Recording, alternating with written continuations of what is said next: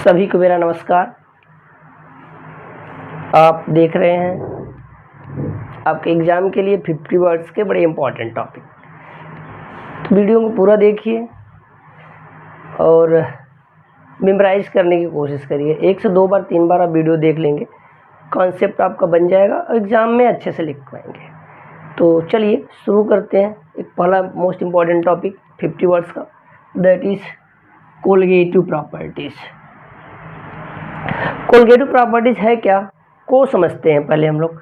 तो क्या समझना है, पहले ध्यान से सुनना कि इसमें ध्यान ये देना है कि जब हम कोई सॉल्यूशन की बात करते हैं तो इसमें 2 पार्ट जाते हैं, एक सॉल्यूट होता है, दूसरा सॉल्वेंट होता है। सॉल्वेंट का मतलब जिसका अमाउंट ज़्यादा है वो सॉल्वेंट है, जिसका अमाउंट कम है वो क्या है, सॉल्यूट है। क्लियर?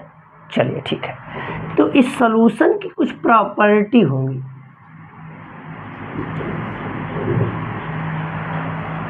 जब ये प्रॉपर्टी इसके नेचर पे ना डिपेंड करे, इसका व्यवहार कैसा है इससे मतलब नहीं है, केवल इसके नंबर पे डिपेंड करे, मतलब संख्या कितनी है, कैसा है इससे मतलब नहीं है, संख्या कितनी है, मतलब वो चेहरा नहीं देखना है, संख्या कितनी है, कितनी है।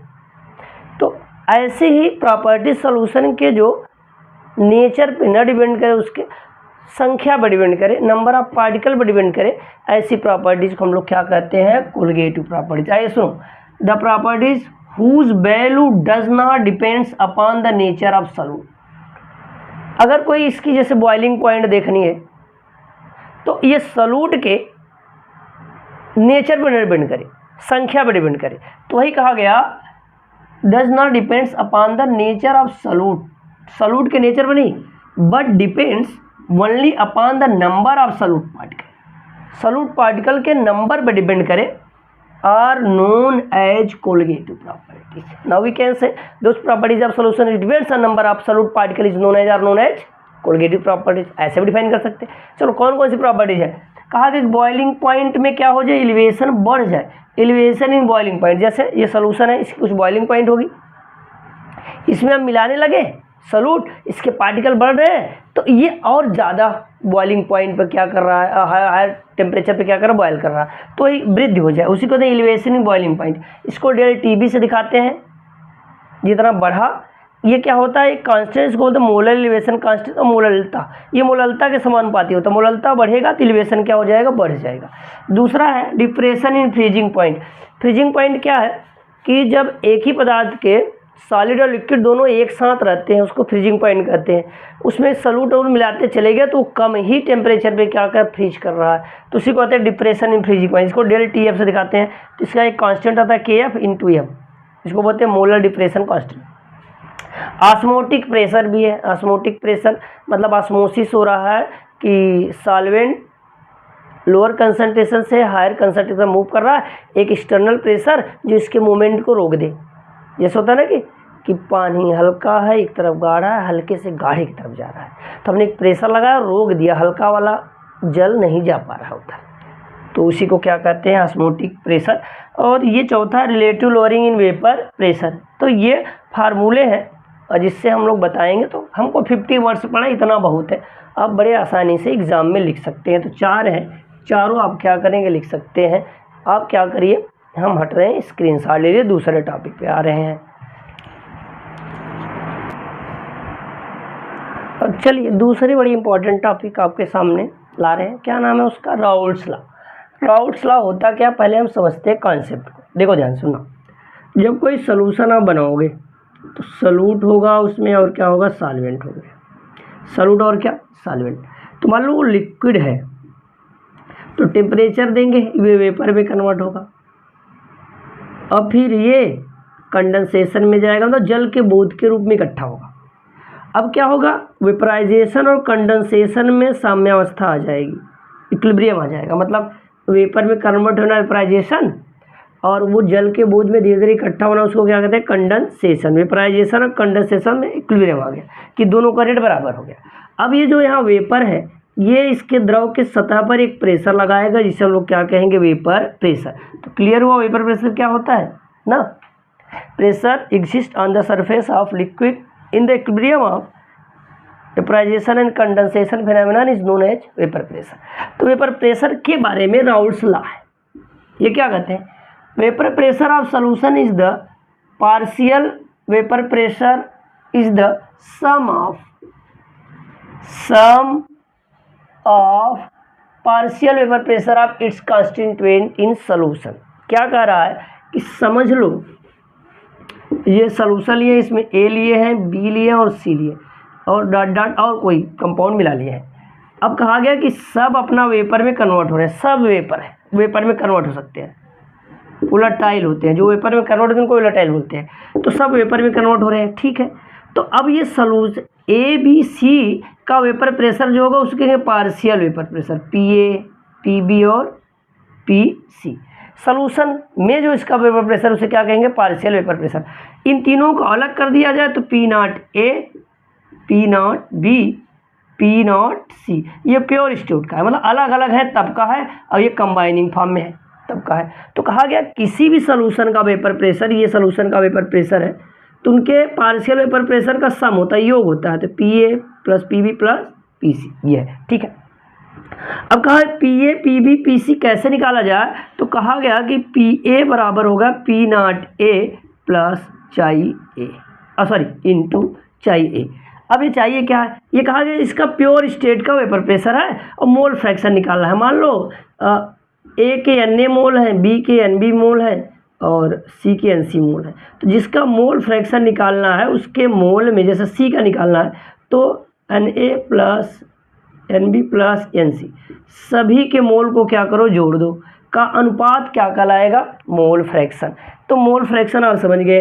तो कहा गया कि अगर इस A B C P A P B P C निकालना है तो उसके प्योर स्टेट शुद्ध अवस्था में जो वाष्प दाब है उसमें उसके मोल फ्रैक्शन से मल्टीप्लाई कर दो तो आ जाएगा पी ए पी बी और क्या पी सी। अब कहा गया कि ठीक है, अब सॉल्यूशन बन गया। सॉल्यूशन दो टाइप इनके आधार बोला गया, ideal and non ideal solution. Ideal solution वह है जो राउल्ट के नियम के अनुसार ही वेपर प्रेशर प्रदर्शित करते हैं, और उसमें जब मिक्स कर रहे हैं तो वॉल्यूम जो पहले था, दो तीन कंपोनेंट अलग अलग है, उनका योग निकाल दिया पहले और सॉल्यूशन में देखा जाए तो कोई अंतर नहीं आता। जो इंथैल्पी में मिक्सिंग इंथैल्पी जो है उसमें कोई चेंजेस नहीं आता, मतलब हीट न तो निकलेगी न तो अवशोषित होगी। नॉन आइडियल में क्या होता है, वो ज़्यादा और कम हो जाएगा।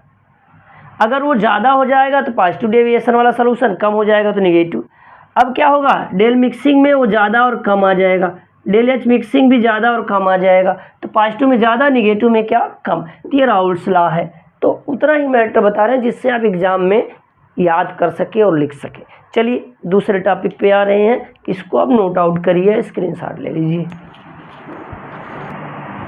चलिए अगला बड़ा इंपॉर्टेंट टॉपिक क्या है, बफर सॉल्यूशन। बफर सॉल्यूशन क्या होते हैं कि किसी सॉल्यूशन का पीएच होता है और पीएच ओ 7 हो तो उदासीन न्यूट्रल, 7 से कम हो 6 हो 4 हो 5 हो 3 हो 2 1 हो तो उसको एसिडिक, और 8 9 10 पीएच हो जाए तो उसको क्या बोलते हैं, बेसिक। चलो हमने कोई सॉल्यूशन बनाया है, चाहे वो जैसा भी हो पीएच। अब कहा जाए इसमें कुछ हम एसिड या बेस मिलाएं स्मॉल अमाउंट, और इसके पीएच में कोई परिवर्तन न हो। अगर ऐसा विलयन है, सॉल्यूशन है जो पीएच परिवर्तन का विरोध कर रहा है, तो ऐसे सॉल्यूशन को बफर सॉल्यूशन कहते हैं। क्लियर हुआ। कोई सॉल्यूशन लिया है, उसका कुछ पीएच है, वो एसिडिक बेसिक न्यूट्रल कुछ भी हो सकता है, उसमें कुछ आपने एसिड बेस मिलाया और लास्ट में देखा कि पीएच में कोई परिवर्तन नहीं हो, ज्यों का त्यों है, तो ऐसे सॉल्यूशन को क्या कहते हैं, बफर सॉल्यूशन कहते हैं। बड़ा यूजफुल है ये चीज़।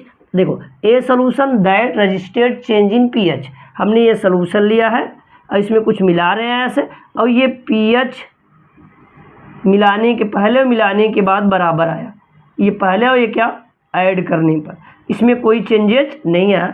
तो a solution that resist change in pH when small amount of an acid और बेस, इसमें एसिड और बेस का स्मॉल अमाउंट मिलाया और चेंज नहीं हुआ, added is known as buffer solution. ऐसे सॉल्यूशन को क्या कहेंगे, बफर सॉल्यूशन कहेंगे। अब ये बफर सॉल्यूशन आ रहा है 2 टाइप्स, सिंपल बफर सॉल्यूशन जैसे अमोनियम साइनाइड और क्या है यहाँ पे अमोनियम एस्टेट ले लिया है। दूसरा है mixed buffer solution. Mixed buffer solution 2 type के हैं, एसिडिक और क्या बेसिक। एसिडिक में क्या होता है, कोई वीक एसिड लीजिए जो बहुत कम अमाउंट H+ दे, और उसका कांजुगेट जो मतलब H+ देने के बाद बचे तो उसका बेस बन जाएगा वो। तो कांजू बेस का साल्ट ले लेंगे, उसको मिक्स कर देंगे तो क्या बन जाएगा ये एसिडिक। अपने याद करना है कि एग्जाम लिखेंगे। बेसिक मतलब ये बेसिक मीडियम वाला होगा, या वीक बेस और उसका कांजुगेट एसिड अपन मिक्स कर देंगे तो क्या हो जाएगा बेसिक। आपने क्या करना, ज़्यादा दिमाग न लगाओ, आपने क्या करना है बस इनको याद कर लो। अब केवल एग्ज़ाम के लिए चल रहे हैं, एग्ज़ाम में कैसे हम लिख के चले आए, तो आपने लिखना है सिंपल है, मिक्स्ड है, एसिडिक और बेसिक। ये एग्जाम्पल याद कर लो। चलो भैया जल्दी से क्या ले लिए स्क्रीनशॉट, ये अगली टॉपिक आ रहा है अब आपके लिए। चलिए बड़ा ही इंपॉर्टेंट टॉपिक ये है, टिंडल इफेक्ट क्या है, व्हाट इज टिंडल इफेक्ट। ध्यान समझना, हम लोग एक टाइप का सोल्यूशन बोलते हैं जिसको कोलाइडल सोल्यूशन कहते हैं। इसमें कोलाइडल पार्टिकल होंगे, disperse phase and dispersion medium type का होगा। तो ये नहीं, इस जब कोलाइडल सोल्यूशन से कोई लाइट पास करवाते हैं, हाँ देखो जब कोई लाइट पास करवाते हैं तो इसमें एक चमक होता है। वह चमक कैसा होता है, ब्लू कलर का होता है। इसको फैराडे साहब ने पहले देखा था, डिटेल किसने बताया, टिंडल साहब ने बताया। इसलिए इस इफेक्ट को क्या बोलते हैं, टिंडल इफेक्ट। अब क्या होता है, कोलाइडल पार्टिकल जो होता है ये लाइट को स्कैटर्ड कर देता है। क्या करेगा, स्कैटर्ड कर देगा। तो क्या लिखा गया, the process of scattering of light by the colloidal particle is known as Tyndall effect. तो इसका एग्जांपल क्या है, जैसे ट्विंकलिंग ऑफ स्टार्स, जो तारे टिमटिमाते हैं वो, और red colour of sun at the time of sunset और सनराइज, जब सूर्य उगता है या डूबता है तब जो उसमें कलर दिखाता है। या ब्लू कलर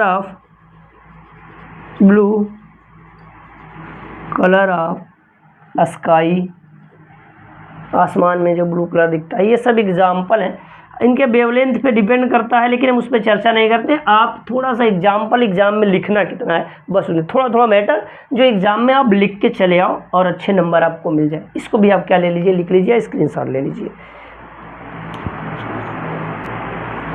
चलिए ये देखिए अगला बड़ा important topic, salt bridge. Salt bridge होता क्या है कि एक होती है गैल्वेनिक सेल। गैल्वेनिक सेल में होता क्या है कि इधर जिंक का रॉड लगाते हैं, इधर कॉपर का रॉड लगाते हैं, एक वायर से जोड़ देते हैं।